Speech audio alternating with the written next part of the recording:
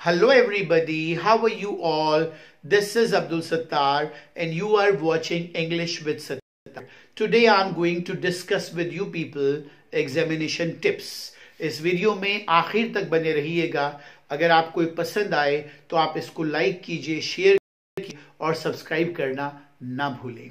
Right? Because today I am going to discuss very important aspect of exam, that is examination tips.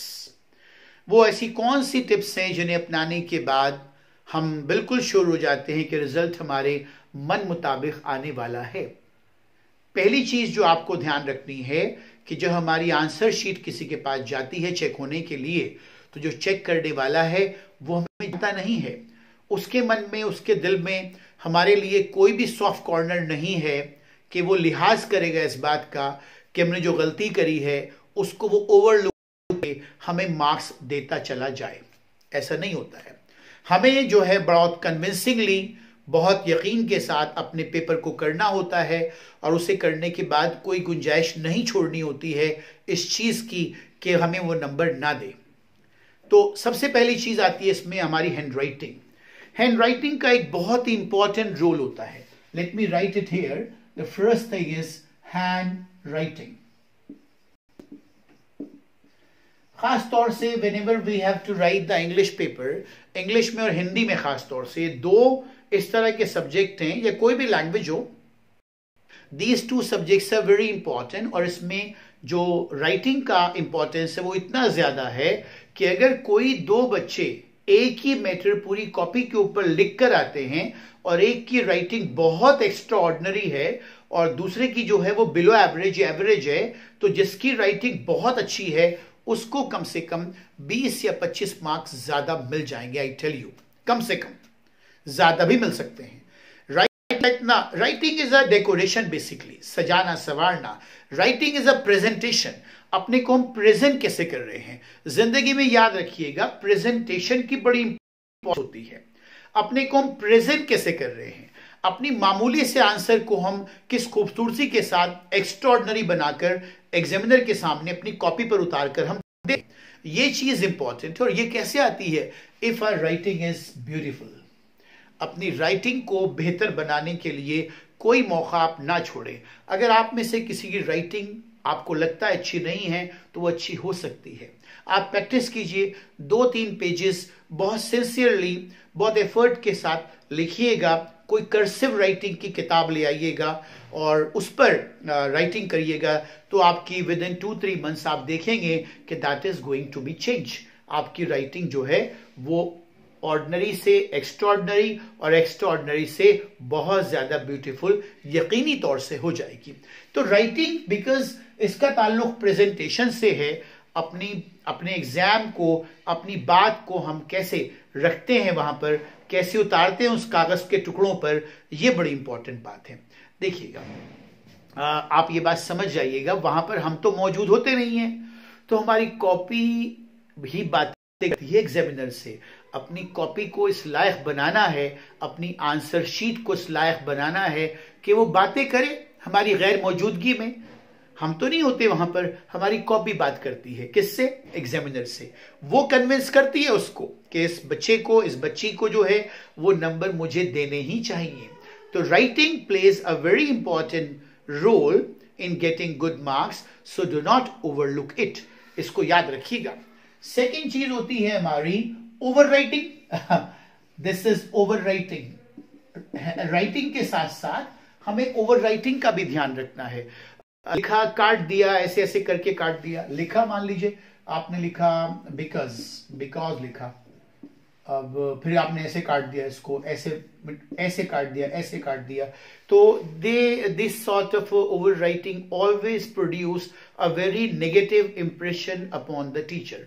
Over writing जो है वो एक बहुत ही negative impression जांचने वाले के ऊपर डालती है. अगर हर पेज पर ऐसा है या कहीं पर भी ऐसा है, कहीं पर भी ऐसा करने से बचें. एक भी गलती इस तरह की आपकी ना हो. ओवर राइटिंग से बिल्कुल बचना है आपको. राइट. दूसरी चीज आती है स्पेलिंग. आप उन्हीं स्पेलिंग मिस्टेक, आप उन्हीं वर्ड्स को लिखें जिनके बारे में आप कन्विंस हो. कि आपको हमें इसकी स्पेलिंग आती है, हम लिख रहे हैं इसको, right.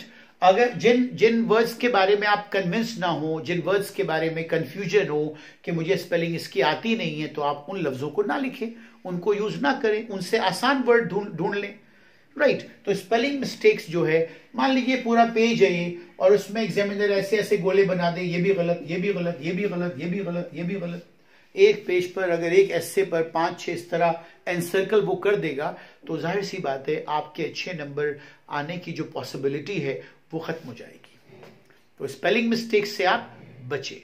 The next thing is, सबसे इंपॉर्टेंट चीज बताने जा रहा हूं, वो है यूज द यूज्ड पेन्स।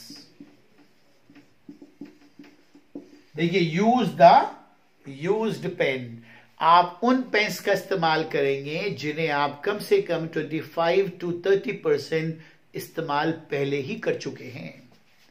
नए पेन्स के साथ एग्जाम में नहीं जाया जाता, बिकॉज नए पेन्स की इंक भी इतनी ज्यादा इफेक्टिव नहीं होती है, उसका फ्लो भी नहीं इतना इफेक्टिव होता है। कम से कम पेन को आप 20 to 25 और 30% यूज कर लें और उसके बाद बैठे एग्जाम में, आप उसी पेन के साथ बैठें। ऐसा ना हो कि मार्केट से आप नया पेन जाते हुए ले लें और बस उसी पेन के साथ शुरू हो जाएं, तो it is not going to give a very good hand writing to you. बहुत अच्छी राइटिंग उससे नहीं आएगी। थोड़ा घिस लें उस पेन को, घिस लें, चला लें, उसके बाद वो आपको अच्छे से राइटिंग देगा। तो this is a very important point, use the used pen.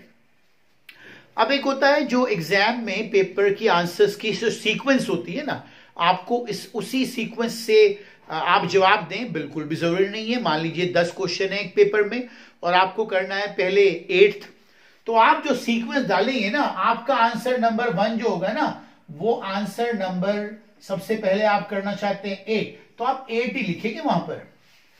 ऐसा ना हो कि आपने वहां पर आंसर नंबर 1 लिख दिया, 8 के बाद आप 5 करना चाहते हैं तो आंसर नंबर 5।